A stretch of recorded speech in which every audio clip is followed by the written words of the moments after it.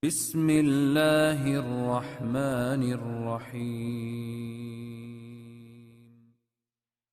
5 hadis Nabi SAW tentang cemburunya Aisyah. Ini saya sering luruskan. Banyak orang subhanallah menyalahkan Aisyah radhiyallahu anha ummul mukminin. Aisyah aja cemburu. Salah ini. Kalau ada kasus terjadi di zaman Nabi SAW, kasus yang sedang terjadi ada historinya, maka yang diambil hukum bukan historinya.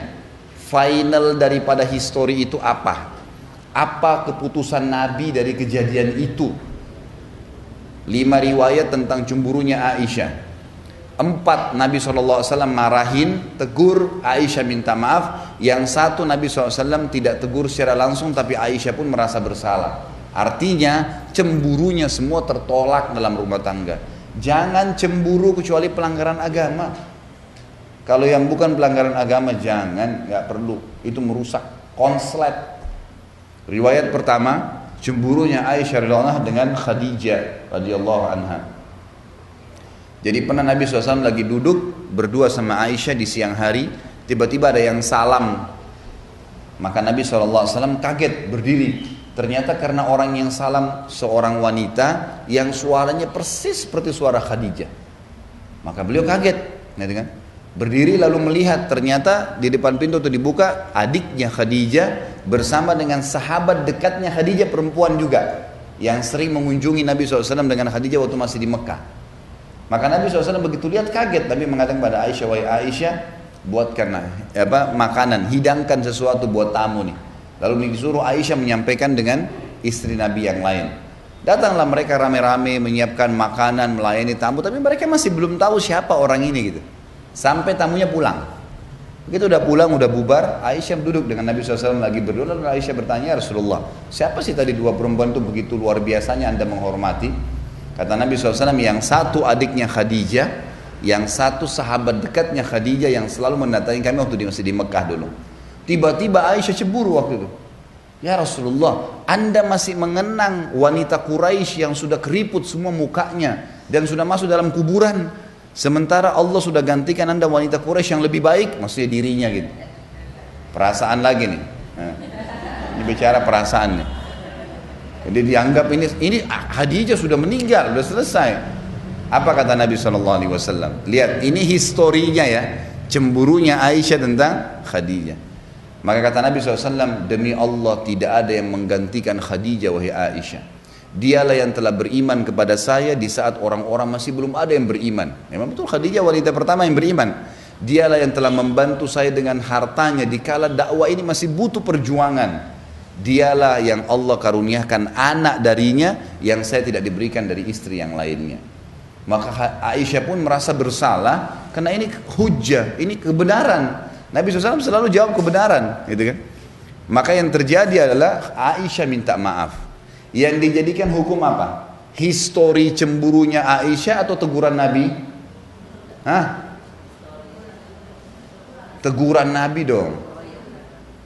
Sejarah tadi histori tentang Aisyah cemburu tuh nggak bisa dijadikan hukum. Karena Nabi SAW habis itu tegur dan Aisyah minta maaf. Berarti yang jadi hukum apa? Teguran Nabi SAW. Itu ilmunya di situ. Banyak orang salah paham. Aisyah aja cemburu, nggak lihat. Ini historinya, hukumnya penentuan dari Nabi SAW. Kalau Nabi iyakan berarti boleh, kalau Nabi tegur berarti tidak boleh. Berarti tidak boleh cemburu nih, gitu kan? Karena ini memang orang yang pernah terlintas. Misal maaf, ada ibu-ibu nikah sama duda misalnya. Lalu si suami ini ceritain, dulu waktu saya sama istri itu saya makan ini. Jangan cemburu. Lo nikah sama duda, dia punya histori hidupnya. Oh iya. Sekarang mau saya buatin juga enggak? Dulu saya makannya sayur asem. Mau saya buatin sayur asem juga? Gitu aja. Wah, masa masih dikenang tuh orang? Masa begini, masa begitu? Loh, nikah sama duda orang sudah punya, gimana cara? Enggak boleh disalahin. Enggak boleh disalahin karena dia memang cerita. Kadang-kadang kalaupun dia bukan duda, dia masih bujang. Dulu di rumah ibu saya makan sayur ini. Wah, langsung cemburu lagi sama mertuanya. Nah itu, makan aja di rumah ibu kamu. Pengalaman bu ya. Alhamdulillah ada contoh. Loh enggak, ini contoh yang benar. Biasanya begitu. Jangan. Apa yang dia sampaikan berarti dia sedang mau dekat dengan ibu, menyampaikan apa yang dia suka. Tangkap positifnya. Oh berarti dia suka sayur itu. Ya udah, saya buatin ya. Kita buatin yang lebih hebat supaya dia suka. Kalau kita mau hapus dari memori dia susah, nggak mungkin, gitu kan? Ini riwayat yang pertama. Ya, nggak boleh cemburu. Histori bukan patokan hukum, teguran Nabi yang jadi hukum. Riwayat yang kedua, cemburunya Aisyah radhiyallahu anha dengan Sofiyah binti Huyai. Ini dulu turunan Yahudi. Kebetulan memang Aisyah sama Sofiyah memiliki kulit yang putih dan terkenal kecantikannya. Nabi SAW itu kalau dari rumah Sofiyah biasanya siang ke rumahnya Aisyah, gitu kan? Aisyah radhiyallahu anha cemburu. Baru Nabi masuk langsung Aisyah mengatakan, ya Rasulullah, Anda masih terus saja datang ke rumahnya anak Yahudi yang pendek dan kerdil itu. Begitu bahasanya. Jadi karena cemburunya terbawa itu. Apa yang terjadi coba? Ini historinya, lihat hukumnya. Kata Nabi SAW, wahai Aisyah, kau telah mengucapkan kalimat dengan mengatakan Sofia kerdil. Kau telah mengucapkan kalimat kalau ditaruh di air lautan, rusak tuh lautan. Artinya dosamu berat, gitu kan? Aisyah langsung minta maaf, nggak jadi. Yang mana jadi hukum? Cemburu atau teguran Nabi? Teguran Nabi SAW. Ini masalahnya banyak ustadz pun mengatakan Aisyah aja cemburu. Loh subhanallah. Seakan-akan Aisyah disalahin. Aisyah di sini menjadi penyebab hukum kita faham. Sebagaimana kalau ada beberapa sahabat yang melakukan kasus, kemudian ditegur, turunlah hukum kita faham, gitu kan? Jadi kita bukan melihat historinya, itu cuma sekedar kenangannya, kisahnya, penyebab, tapi hukum teguran Nabi SAW. Nabi bolehkan atau tidak? Riwayat yang kedua. Riwayat yang ketiga, cemburu Aisyah di malam nisfu Sya'ban.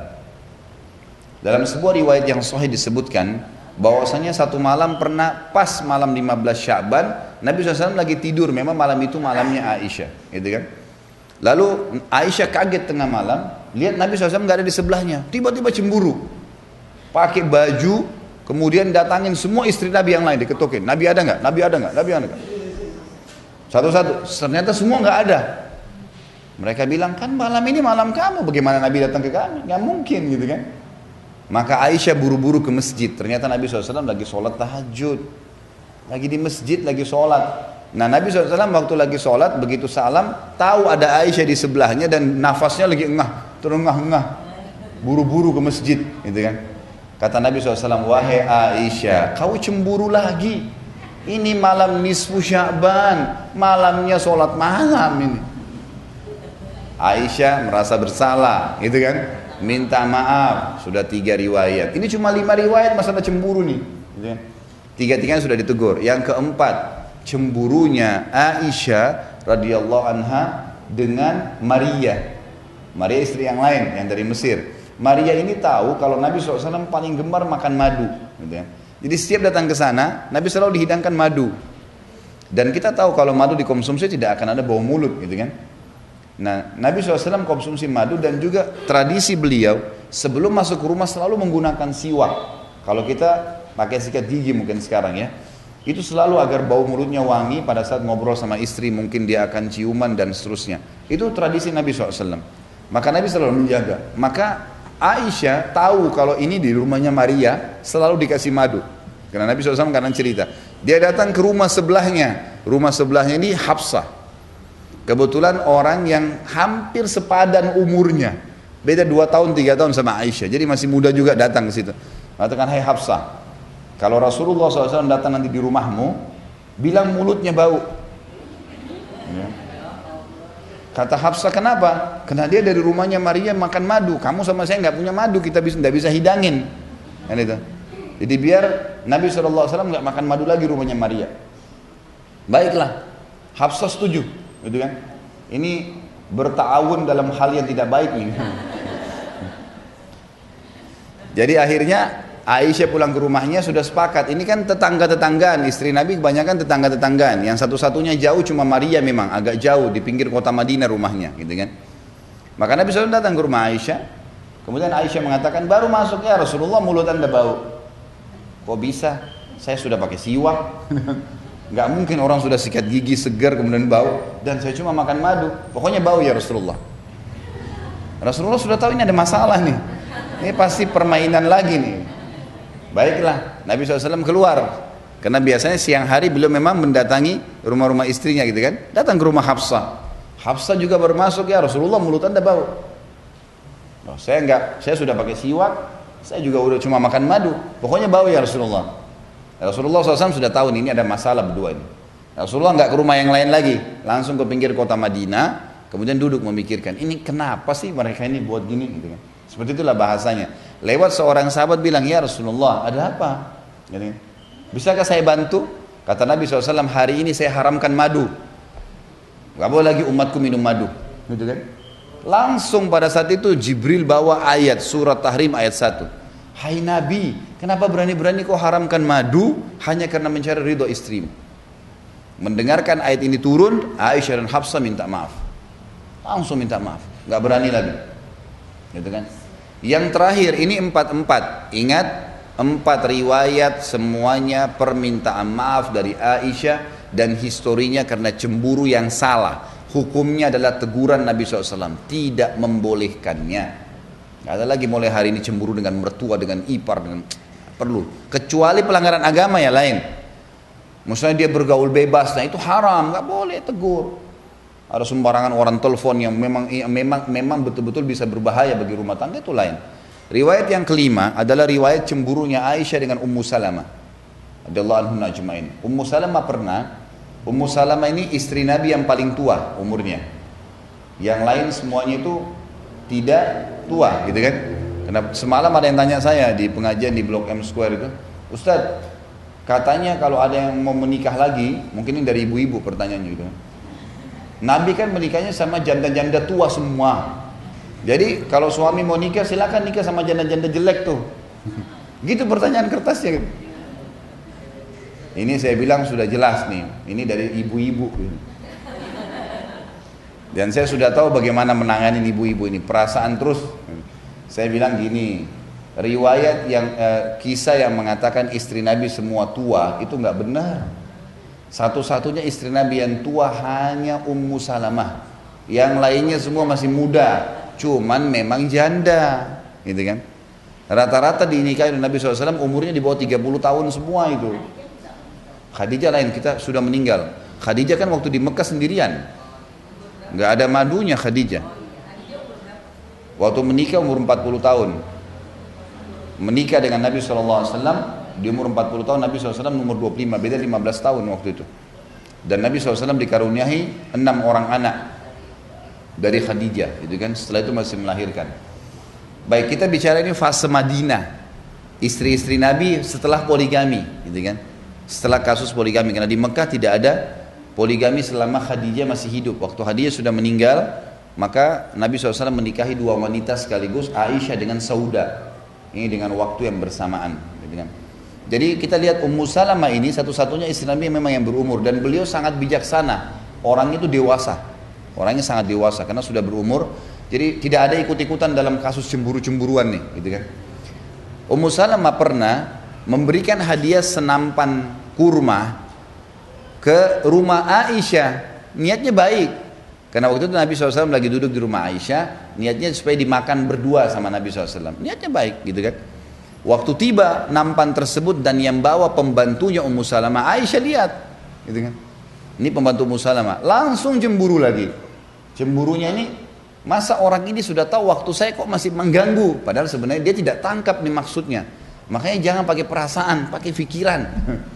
Ini kalau perasaan suudzon terus orang, gitu kan. Akhirnya ditepis lah, Aisyah langsung berdiri, langsung ditepis nampan itu, berantakan sebuah kurmanya. Kata Nabi SAW waktu itu, ini hadis yang, ini riwayat yang kelima ya. Kata Nabi SAW kepada pembantunya Ummu Salamah, pungutlah kurma-kurma ini, ibumu lagi cemburu. Udahlah. Itulah. Akhirnya Aisyah malu sendiri, Aisyah ikut mengumungut kurma itu. Dan akhirnya dimakan juga, gitu kan. Yang jadi hukum yang mana? Histori atau penentuan? Penentuan Nabi SAW.